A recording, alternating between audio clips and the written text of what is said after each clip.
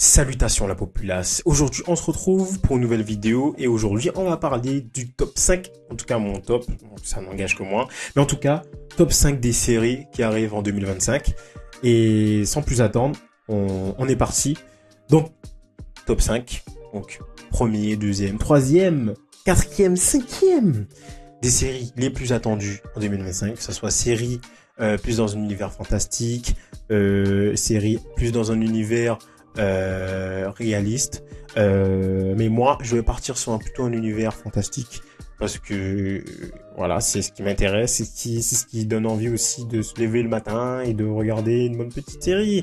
C'est voilà, c'est de l'univers fantastique, féerique et qui donne envie. Et aussi ce sont des licences connues et avec des saisons qui ont existé et voilà, donc ça donne envie de continuer à regarder ces séries, ces saisons et de toujours plus prendre de la matière parce qu'on aime ce genre de série.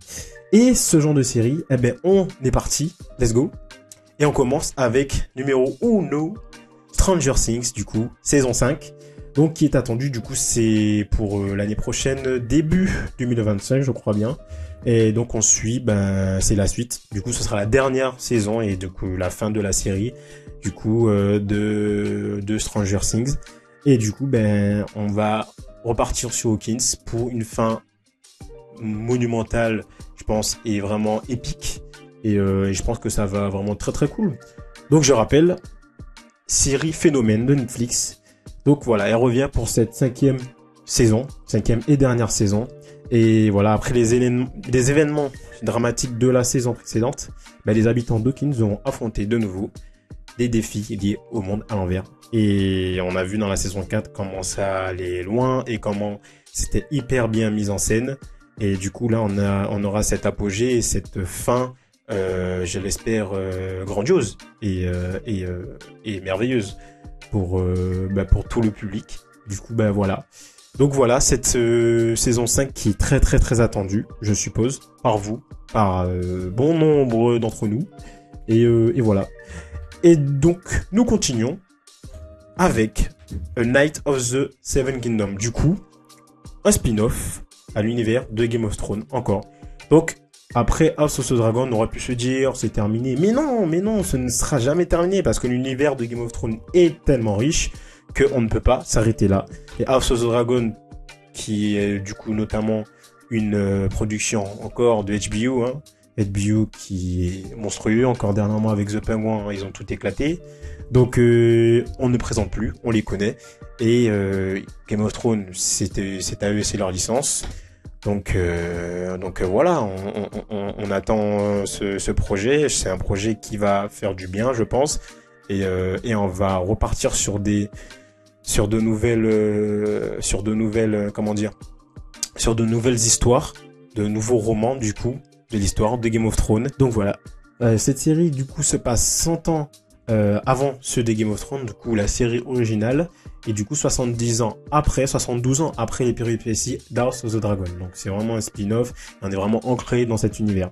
Donc voilà, pour ceux qui ont envie de découvrir davantage l'univers de Game of Thrones en même temps avec House of the Dragon et du coup qui veulent voir encore autre chose, du coup il y a cette série qui est faite pour vous et qui sort du coup en 2025.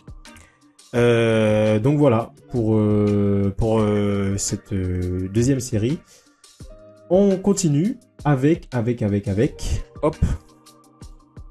Blade Runner 2099. Oui, il y a une série Blade Runner qui est prévue par Prime Video et du coup qui fait suite au film, en fait, tout simplement. Donc c'est la suite directe du film culte. Et du coup, cette série de science-fiction explorera de nouveaux intrigues dans l'univers dystopique de Blade Runner, du coup mêlant enquête et réflexion sur l'humanité et l'intelligence artificielle.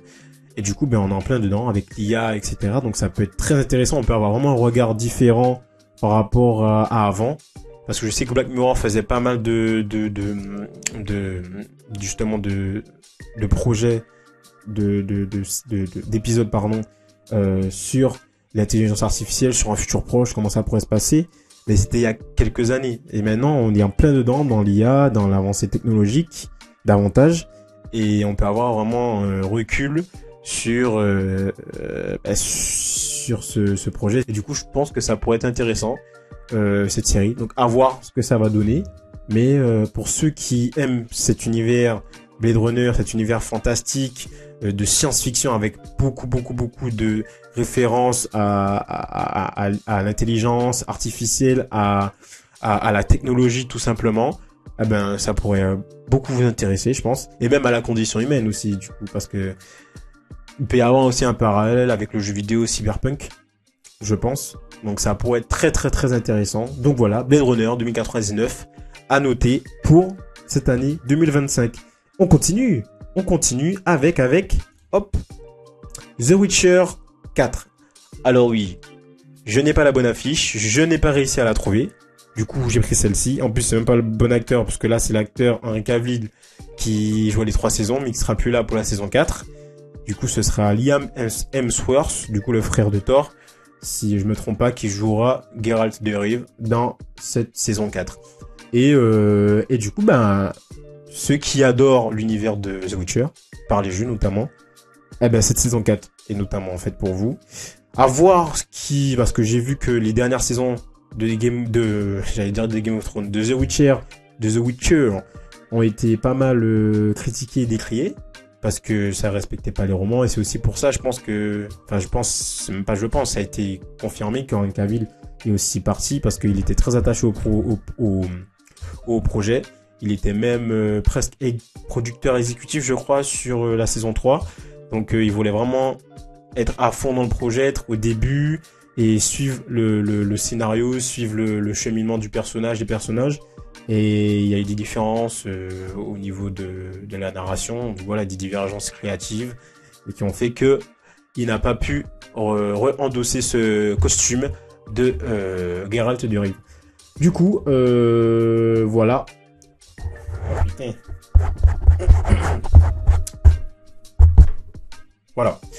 Du coup, voilà. Donc, ceux qui aiment cet univers des Witcher, des sorciers, de la sorcellerie, de l'univers médiéval, avec beaucoup de magie, de science-fiction, le côté fantastique, eh ben, c'est fait pour vous. Après, voilà, il va falloir pas vous attendre, si vous êtes fan des romans ou des jeux, eh ben, il va pas falloir vous attendre à un renouveau par rapport à ça. Je pense que ça va être sur la lignée de ce que la série a proposé dans la saison 1, la saison 2 et la saison 3. Donc je pense que il faut pas avoir une grande attente par rapport au côté fidèle du roman et des jeux, je pense. Voilà, après ce n'est que mon avis, ça n'engage que moi. Du coup voilà pour ce troisième... Oh non, pas troisième, quatrième série. Cette quatrième série. Et du coup, on termine avec, je pense, une série qui est très attendue, je pense. C'est Alien Earth. Oui, mesdames et messieurs, il y a une série Alien qui est en préparation et qui sort l'année prochaine. Donc, si je crois bien sur Hulu et Disney+, ici en France, je crois. Donc, attendons de voir. Mais c'est assez intriguant et c'est très hypant, je pense. Donc voilà, cette série d'horreur de science-fiction issue de la franchise Alien promet de nouvelles frayeurs en explorant la confrontation entre l'humanité et les redoutables xénomorphes sur Terre. Donc je pense qu'il y aura quand même l'envie de couper, pas couper, mais de sortir un peu de ce qu'a fait les films et de proposer quelque chose de nouveau, assez original, tout en gardant l'essence de ce qu'il y avait dans les films. Donc des lieux emblématiques, les xénomorphes évidemment, et puis l'ambiance, le côté musical aussi. Je pense que on aura pas mal de références, mais qu'on partira sur quelque chose d'assez nouveau, je suppose. Et un autre point de vue. On sera aussi sur peut-être le point de vue des xénomorphes, peut-être, et peut-être je sais pas, hein, je dis ça comme ça peut être une théorie, mais peut-être des prédateurs.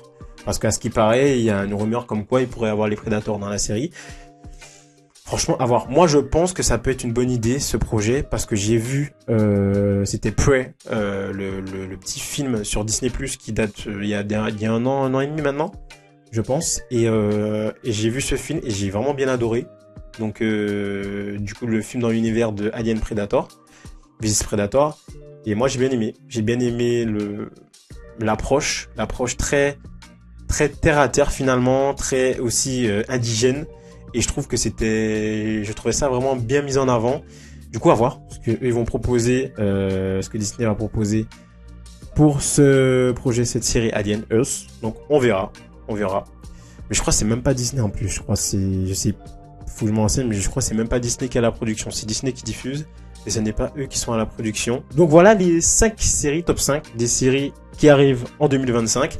Donc, n'hésitez pas à me dire ce que vous en pensez. Si parmi l'une de ces séries, il y en a une, ou deux, ou trois, ou toutes qui vous fait rêver, qui vous plaisent, qui vous donne envie de regarder. Et n'hésitez pas à me dire tout ça en commentaire. La série que vous attendez.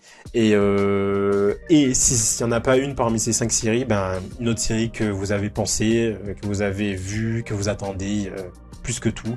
Dites-moi tout en commentaire, je veux bien savoir, j'adorerais savoir. Et n'hésitez pas à liker, à vous abonner, ça fait toujours plaisir. Et d'ici là, on se retrouve pour une prochaine vidéo. Le micro est en dessous de ma barbe. À la semaine prochaine. À demain. Allez, salut.